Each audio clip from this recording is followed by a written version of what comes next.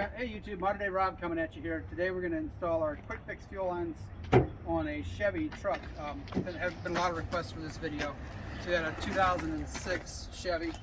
This is our product MDF 0002SS. We have this one obviously for this year model. You'll see the links down below. Are going to have all the Chevy trucks. I think we cover them from probably the mid-90s with a quick fix mic all the way up until about 2015 on gas and diesel. So like I said, there'll be links down below to the different lines. They're really nice braided stainless steel line.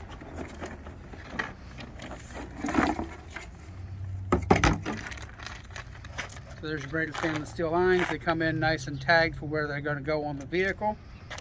And then they come with all your clips and bolts. So we're going to go ahead. We're not going to bore you a whole lot with this video, but we'll pull the truck in. We'll show you different spots, what we do under the hood, what we do when we're underneath the car, how we remove them, and the main important connections. And as always, you know, when we get done with the video, if there's something that we're missing, hit us with a comment. We always respond to them and get back to you. Thank you. All right, welcome back. Today we're going to be working on this 2006 Chevy Silverado. We're going to be replacing the fuel lines on it with the MDF kit 0002. Before we do that, please like, subscribe to our channel. And with that, we're going to go ahead and get started on this. There are going to be some key points that I'm going to touch that's going to make this installation easier, as well as removal of the old lines. There are a couple things that you're going to have to do in preparation for the install. So with that, I actually start here. We're going to pop the fuse panel open and pull the relay for the fuel pump. Not that anybody's going to be in your truck, but just in case, as a safety feature, it's actually going to be this relay. We're going to go ahead and take this out. I'm going to set this aside.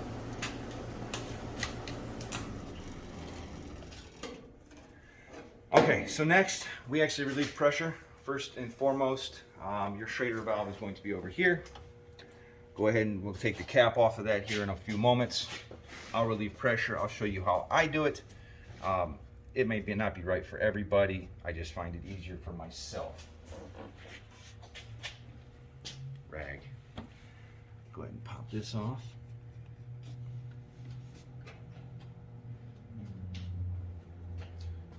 Just wrap the rag up over this.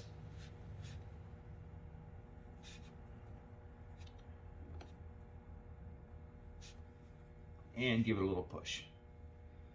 Wait a few seconds for the pressure to relieve. And then double check yourself. And we're good. Pressure is off. All right. So now that the pressure's off, I will touch base on a key point. Your evap line right here. Not just the removal side of it, but taking it completely up and out.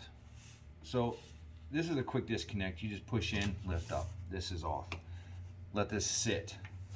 Once you get up under the vehicle, you will actually, on this truck particular, I highly recommend pulling the front drive shaft to gain access to the lines, because they do route directly on top of the transmission.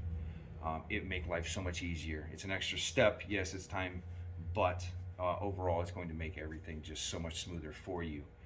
On this line though, when we're under it, which we will show you, you're going to, once it's all disconnected and cut, you will actually come back up top and pull this line up and forward. Some may try to pull it down, whatever works best for you to get the line separated. Leave it in whatever direction you decided to go in that position. When you start feeding the new line in, you will then simply reconnect to the to the evap line, then reinstall. It is tight. You will see what I'm talking about here in a few moments when I actually get under there and get going on it. It's just going to make life easier for you, okay? As far as the main feed line, it's like any other GM truck of the same years. It has the safety clip. You literally just pop this forward, pull this up, set aside. This line is 3/8. You will get a 3/8 line removal tool, which I will grab for you real quick here. Hey Mike, let's go ahead and show the tools real quick there too. Absolutely. All right, so I have a couple different size side cuts, snips, whatever you may call them. I grabbed a pry bar because I know I'm going to need this pulling the drive shaft to hold it in place because I'm going to be off the ground. Flathead screwdriver, 11 millimeter for the drive shaft on this truck in particular. And then as far as the line removal tools, fairly inexpensive. I think it was like $12 or $13 for this. 3/8 is kind of your general GM truck, gas truck. So the 3/8 is right here. These are going to be the simplest things to use. We do make metal ones, which we have. I found these to be just easier to use for myself. Whatever you have, whatever seems to work for you. It literally just slides right over the line, and then it'll slide in. Even though pressure is relieved, I always recommend kind of just precaution so you don't eat a bunch of fuel. Let me get this in right. There we go. Pull forward, push in, and slide off. Oh. And just like that, some fuel did come out, but the pressure in the lines were not there, so we're good. You won't need that for the reinstall side.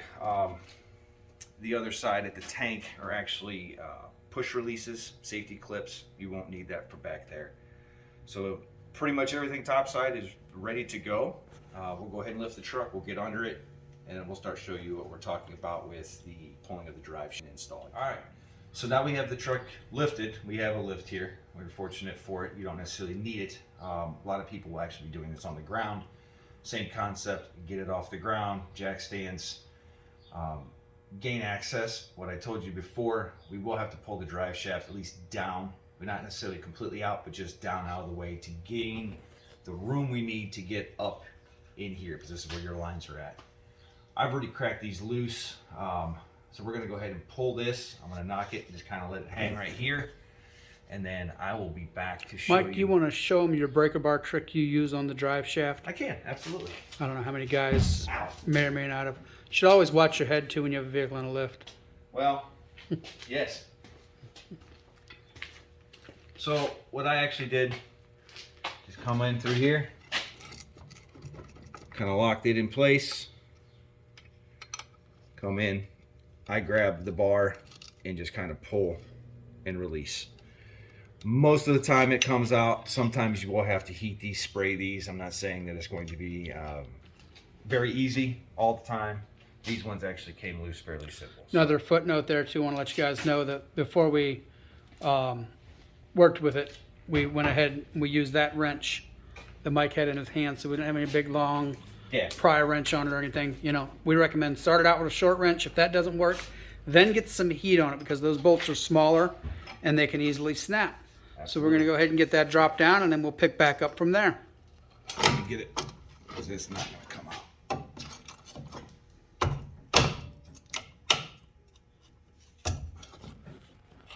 I think they're pretty fucking good.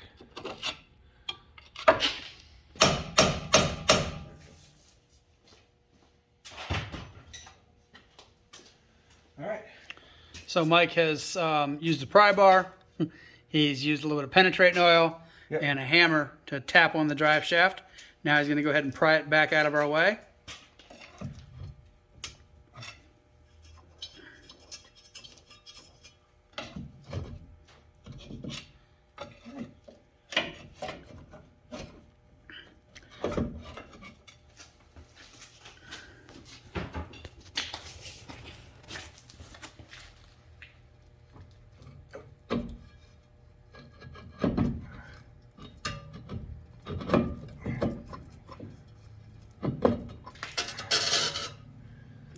The one thing you just want to be careful of, that your bearing caps don't come off on you there. Yep. Recommendation I do a lot of times when I'm doing jobs myself, I go ahead and put a little bit of tape around there.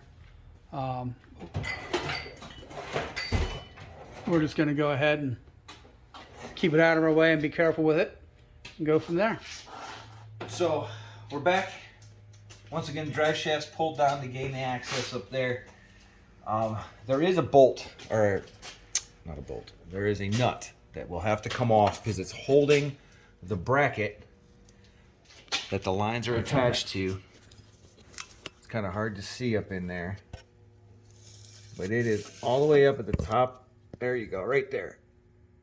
Just on the other side of this bracket. It is a bell housing bolt on top. It is not the whole bolt, but it is a nut attached to that bolt. It has to come out. It's a 13 mil. This was my setup for the extensions.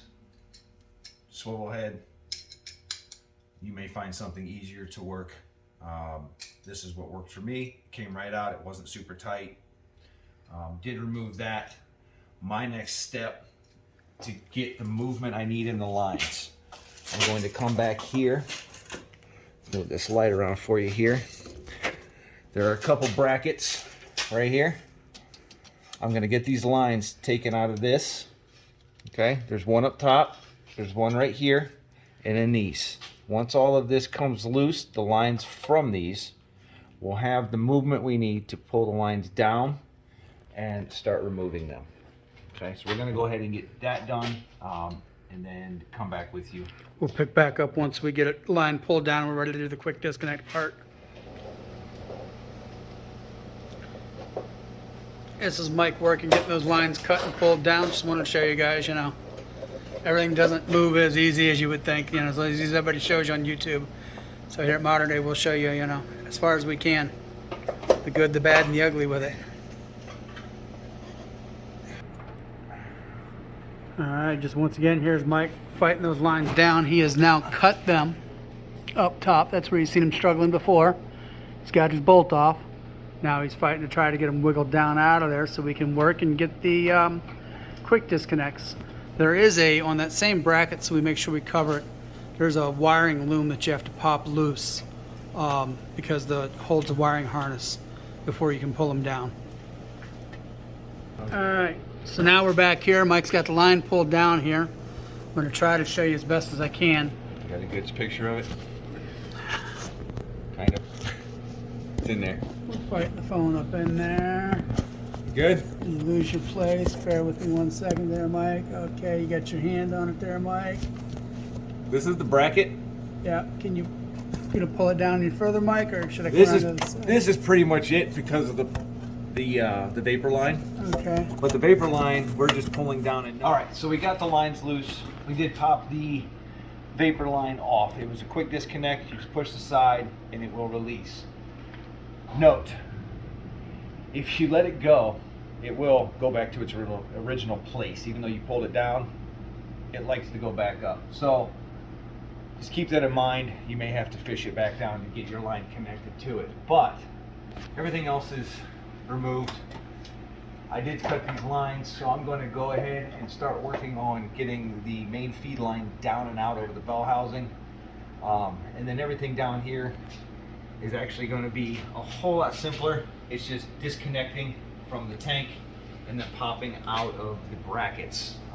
There is a spot where you have to fish through the frame rail here, which I'll show you. Right, that's going to be right there after the repair here we see on the line. Yeah, yeah. It should be fairly simple. Then the line runs down along the frame here, comes back to the tank.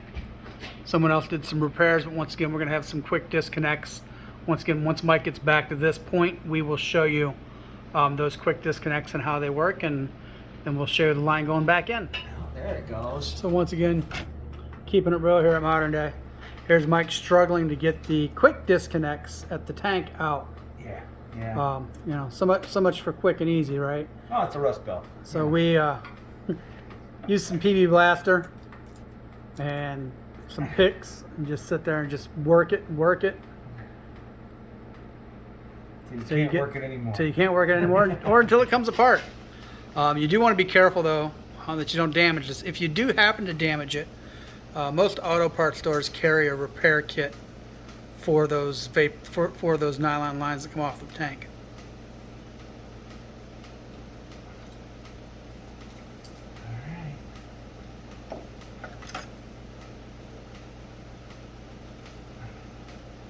Almost. Oh, we got it.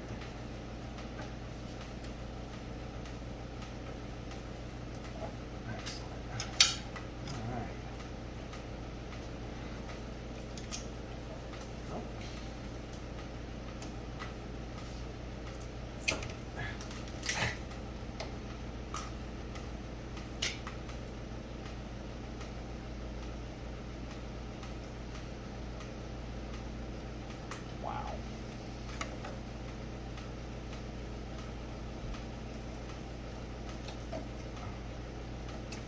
Mike's pushing the tabs on the clip back there.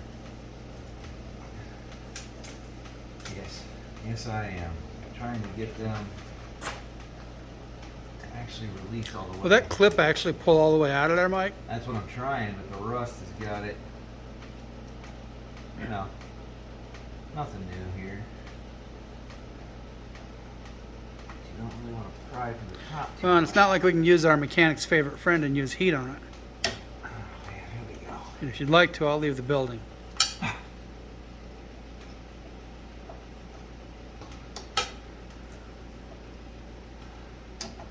Alright. Clip's out. Okay. Not damaged. How's the line pull out now? I don't know. It doesn't. Oh, okay.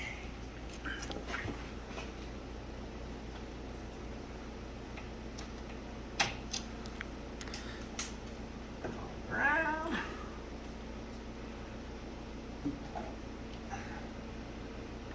This side. Get some fire. Go outside.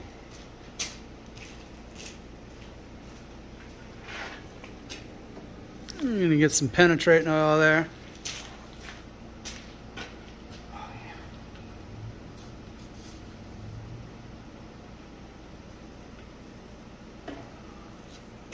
Then we're gonna let that sit for a few minutes. We'll come back and show you it coming out. Okay, so after some fighting and a whole lot of blaster, we did get the line out. Just pops off. Clip's supposed to come right out, and then you just pull straight down, bring it out. We're gonna do that. I did it on this side too. So this is what you should look like. I did go ahead and mark vapor as well as fuel. I guess it kind of sits in a specific way, so it's kind of easy, but I marked mine. Feed, vapor. We can tuck them out of the way as well. Feeding the lines down to this point, and we got the. All right, Mike, you want to go ahead and show them how to take the clip off of the frame while we're here too? Now let's flip the light. All right, so this actually got to come off. Oh, look at that! It came right off. Okay, so these clips are 13s on the back side. Sorry. Yep. Okay. Take that off. It'll pull the bracket off, and then the kit is supplied with new hardware, bolts, nuts, as well as the clasp to hold everything tight to the frame. So I went ahead and ran the fuel lines after removing the broken pieces off of the drop lines for the feed and vapor on the tank.